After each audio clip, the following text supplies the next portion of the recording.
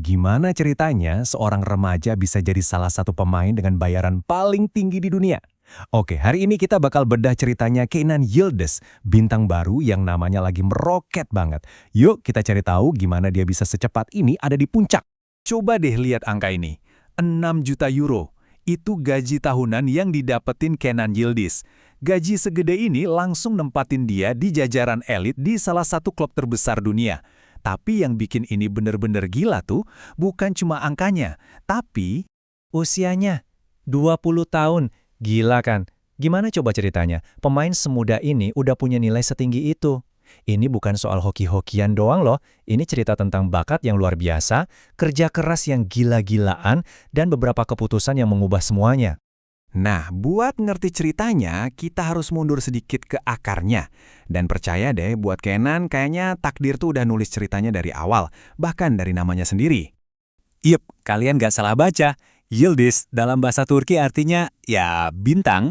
Puitis banget kan? Seolah-olah alam semesta udah ngasih kode kalau dia emang ditakdirkan buat bersinar di panggung termegah sepak bola. Progresnya cepet banget, jadi dia mulai dari akademi klub raksasa Jerman, Bayern Munich, terus ambil langkah super berani buat pindah ke raksasa Italia, Juventus.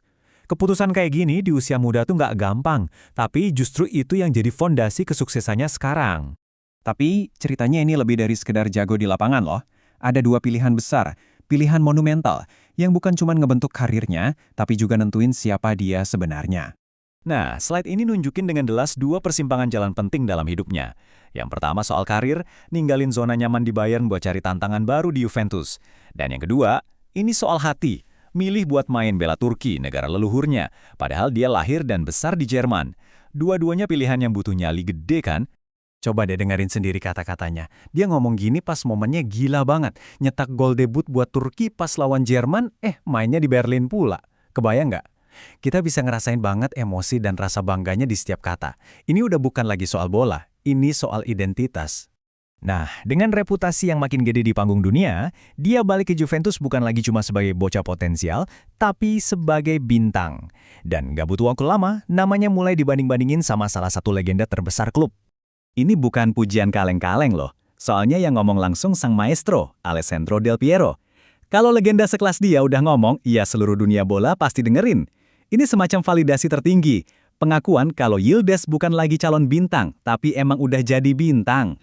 Dan gokilnya, dia nggak cuma dapat pujian, dia beneran mecahin rekor idolnya sendiri. Lihat nih datanya. Dia jadi pencetak gol termuda Juventus di Liga Champions, mecahin rekor Del Piero yang udah bertahan hampir 30 tahun. Ini kayak serah terima obor secara simbolis, keren banget. Dan puncaknya, klub ngasih dia kehormatan paling tinggi, nomor punggung 10. Kalian tahu kan, di Juventus nomor ini tuh keramat banget. Ini jubah yang pernah dipakai seniman-seniman lapangan kayak Platini, Baggio, dan Del Piero sendiri. Ngasih nomor ini ke dia tuh kayak klub ngomong, masa depan kami ada di tangan lo. Oke, status bintangnya makin kuat, Juventus jelas nggak mau main-main, mereka gerak cepet buat ngunci aset paling berharga mereka ini, buat jadi pilar utama klub buat jangka waktu yang lama banget. Kontrak ini tuh dalam banget, bukan cuma soal duit, gajinya emang fantastis, jelas. Tapi coba perhatiin deh detailnya, nggak ada klausul rilis. Artinya apa? Klub lain nggak bisa seenaknya ngebajak dia. Juventus punya kontrol penuh, mereka bahkan nolak mentah-mentah tawaran dari klub sekelas Chelsea dan Real Madrid. Dan bagian yang paling jarang ada, akses langsung ke pemilik klub, wah itu level kepercayaan yang cuma dikasih ke pemain super spesial. Oke, sekarang kita geser fokusnya dari klub ke panggung internasional.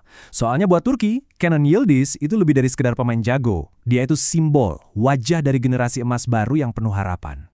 Fakta ini gila banget sih. Terakhir kali Turki main di Piala Dunia itu tahun 2002. Kenan Yildiz aja belum lahir waktu itu. Bayangin deh, negara yang gila bola nungguin momen itu lebih dari 2 dekade. Beban dan harapan sebesar itulah yang sekarang ada di pundak generasi baru ini. Dan semangatnya itu kerasa banget dari omongannya. Ini bukan tentang diri sendiri, tapi tentang kebanggaan kolektif. Buat keluarga, buat diri sendiri, dan buat negara.